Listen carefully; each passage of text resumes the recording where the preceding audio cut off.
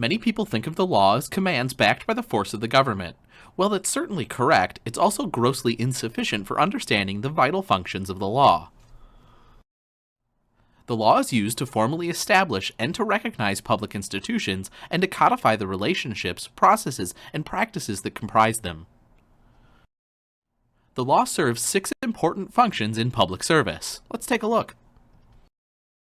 Beyond command, the law establishes institutions and both confers and limits power, maintains boundaries among the sectors, partitions sovereignty, provides purposes, goals, and standards for appropriate action, educates and persuades, and authorizes the collection of taxes and the expenditure of funds. The law creates and limits organizations and institutions. We use the law to give legal status to a complex array of organizational entities, from the basic government agency to local governments, to special districts and authorities, corporations, and enterprises. The legal system also prescribes widely varying governing structures such as boards and commissions, centralized hierarchies, adversarial and dispute resolution structures, and so on. The law creates and maintains boundaries among the sectors. The body of law governing the relationship among the sectors has undergone review, debate, and changes over time, producing more clearly separated boundaries around nonprofit organizations like religious and non-religious, government, and for-profit private sector organizations. The law also partitions sovereignty, one of the most important functions that it has.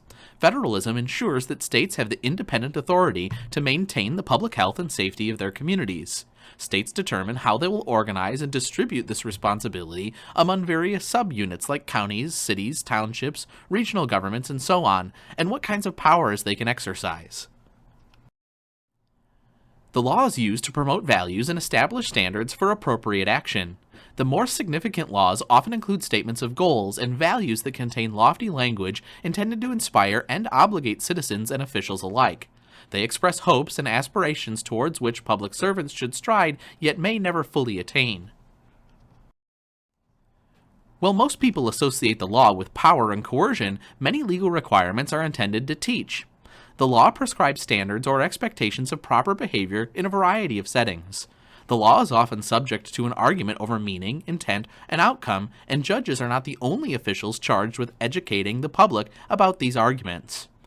Most public servants find themselves educating people about what the law says, how it's applied, and why it should or should not apply to them. Finally, the law authorizes revenue collection and expenditures. Throughout America's history, the power to collect and spend public tax dollars has been regarded as a dangerous one, a power that needs to be guarded by clear legal parameters. As a result, the government cannot collect taxes or spend revenue without affirmative legal authority.